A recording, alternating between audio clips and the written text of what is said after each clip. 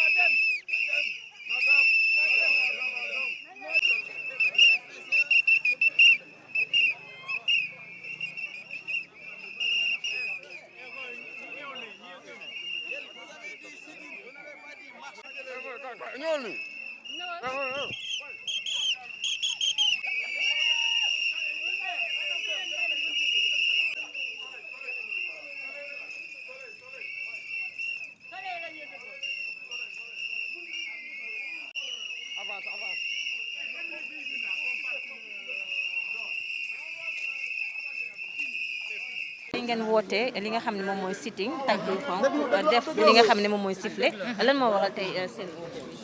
asalaamaaleykum maa ngi nuyu ñëpp di leen rafetlu seen teewaay fii man maa ngi tudd Ami Faye délégué du personnel la li waral suñu woote bi mooy suñu DG Yakham Mbaye dafa toog weer bi passé ñu jot suñuy salaire suñu ñaari naataangoor jotuñu seen salaire bi ñu laajtee amuñu fu ñuy laajte parce que ki mu fi teg moom dafa dégager ay responsabilités mooy DGA bi ñu jéem koo wër mënuñu ko gis boo ko woowee du la décrocher léegi nag dañoo sonn collège des délégués bi dañoo motiver daa di nag jàkkaarloog moom ne ko dafa doy parce que Yakham Mbaye mi fi ñëwee ba léegi dàq na fi 8 personnes. quel motif moo tax ñu dàq leen. nu ko neex rek abus de pouvoir ay boo ko saagaa mu nga fayu mu dàq la ay du tax nga ñëw heure bi ay du tax nga nanga yow neexoo ma sa gi neexoo ma dinaa la dàq façon bu ko neex lay def ñëpp a ngi tiit yóbbu na fitu ñëpp kenn amatul fit sax bu def feet boo waxee feet ñu ne dafa feebar suñu 8 mars bi Sénégal yëpp a 8 mars seen soleil jigéen ñi ñu defuñu dara mel ni ñu nekk ci dëkk defuñu nuroo waale te c'est la première fois lii dañu dal defuñu nuroo waale ñu toog parce que ñu ngi tiit naan dafa feebar soi-disant feebar parce que ñun gisuñu ko il joue au mort depuis boobu ba léegi boo ko woy doo ko jot boo ko woy te même WhatsApp via WhatsApp bi mu fi def sax du tontu kenn du wax ak kenn depuis 2 mois mu ngi nii du wax ak kenn te lépp lu mu bëgg a def ko parce qu'il a coupé les salaires des gens léegi nag dafa jeex léegi dañ ne 3 exigences lañu am pour toog ak moom rek la ñu wax ne pour toog ak moom rek dañ ne benn bi na fay suñu ñaari naataangoor yi seen salaire intégral beneen bi si topp mooy mu kii yi mu jëloon décision yi mu jëloon affecté nit ñi te da koo neex rek mu affecté leen de ba pare ba mu affecté nit ñi DGA am dafa dugg si groupe bi ne jeexagul ça veut dire qu'il menace les autres liste bi n'est pas exhaustive ça veut dire que les autres vont tomber léegi nag dañoo sonn ci menaces yooyu ñuy jot waaw léegi affectation yooyu mu def daf ko def pour règlement de compte na ko affecté na annulé lépp beneen bi si topp mooy suñu nit kooku mu dàq parce que da koo saaga mu fayu Salmon Fall nu ko neex da koo saaga dafa dugg benn groupe bu mu créé groupe rédaction dugg fa ak traité leen de cafard nit ki tontu ko ne ko tu es un con mu dàq ko abus de pouvoir la léegi nag dañoo sonn parce que ci bukkantal la ñu nekk ci mu ngi ba garay ñu nekk yu mel nekk ci Ukraine ak fana nu mu tudd pour waa Russie dañoo sonn léegi dañoo demandé nag délivrance sonn nañ ñu ngi ñaan président Macky Sall bu dee xam na li fi xew mu dimbali ñu si parce que sonn nañ ñu ngi liggéey ci bukkat ñun waa administration 8 heures boo émagé wu tey nga dee sa demande d'explication da la fekk boo nee boo ko neexulee mu mise à pied la looloo fi xew waaw. madame ñuy wax naan seen directeur dafa xaw a jege première dame est-ce que du loolu moo koy may tey fekk mi def on dirait parce que lu ko neex lay def day tappale waaw.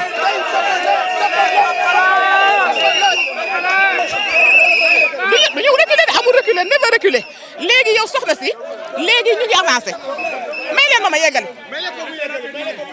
léegi dès lundi du ci reculer benn parce que rédaction yi ngeen exactement ñett yooyu la ñu bëgg pour toog ak moom la ñu wax nag pour toog ak moom waa kay ñett yooyu la ñuy laaj léegi oto yi nga xam ne jënd na ko gaare ko fii parc bi da nga leen di woo ne leen damaa bëgg a dem impôt wala quelque part ñu ne la amuñu oto parce que c'est normal amuñu oto journaliste yi dañoo bëgg a dem reportage amuñu oto 3 oto ñooy dox te day soox mu jënd oto yi mu cher bay bëgg a dee mu fay fournisseur bi cash léegi nag na débloqué oto yi parce que 1 xool naa mu ngi ko gaare fii ci buntu bi nee na da ciy def xaw ma soi-disant GP di la surveiller def na ci GP ba pare léegi xaw ma lu muy xaarati na jox GPS xaw ma na jox nit ñi ñu dawal oto yi parce que nit ñi dañoo bëgg a liggéey beneen bi lundi incha allah dañ déposé suñu préavis de grève duñ ci reculer benn yoon nag te duñ ko may lenn dañuy dem ba sës na rek ñett yooyu ñu mën a avancer bu deful ñett yooyu nag lu mu ci góobe rek na ko gar président de la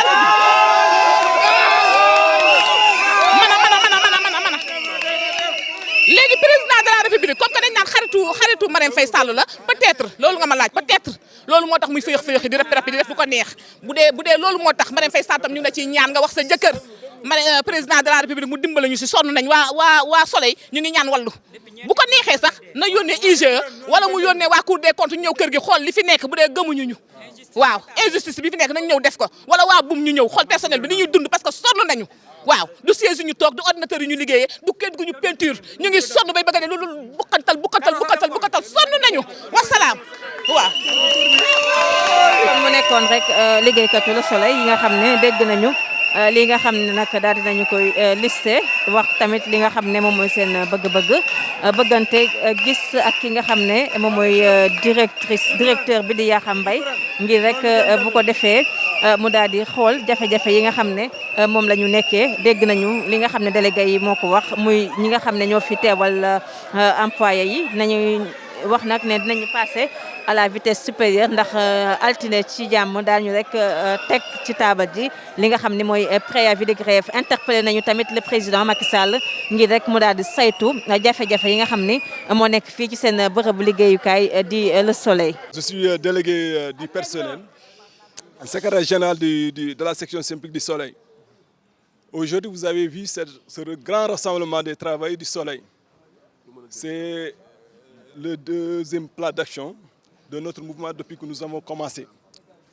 En fait, si vous voyez ce rassemblement, il est relatif à un fait. Le mois dernier,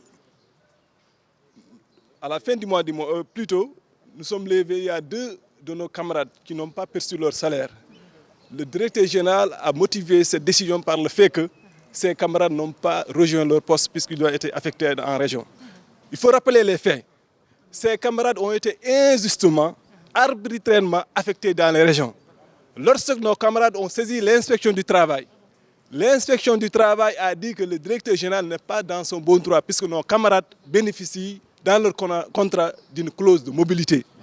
Ils n'en bénéficient pas autant pour moi. Il y a pas, donc, je vous répète, qu'il n'y a pas une clause de mobilité dans leur contrat. Et l'inspection du travail leur a proposé soit un PV, un procès verbal de conciliation ou de non-conciliation.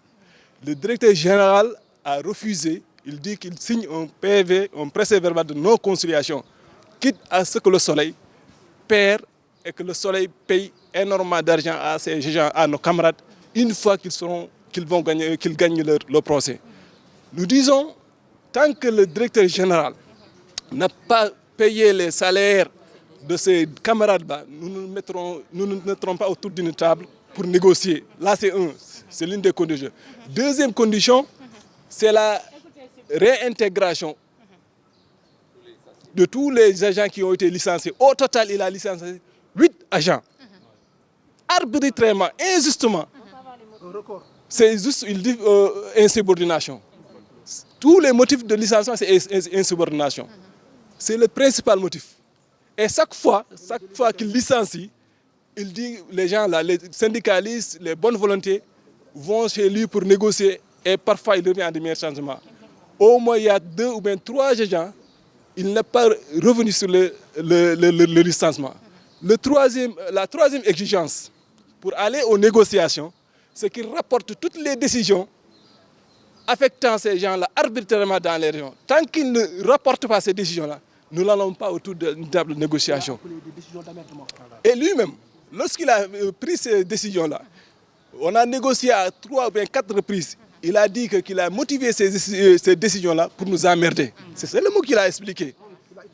C'est ça qu'il a utilisé. Emmerder, je veux vous emmerder, c'est pourquoi j'ai affecté ces gens-là à moins d'une semaine de la tenue des élections du collège des délégués. Aujourd'hui, vous avez vu, tout le monde est là, nous sommes tous motivés. Tant que ces conditions ne sont pas réunies, nous ne sommes pas prêts à reculer.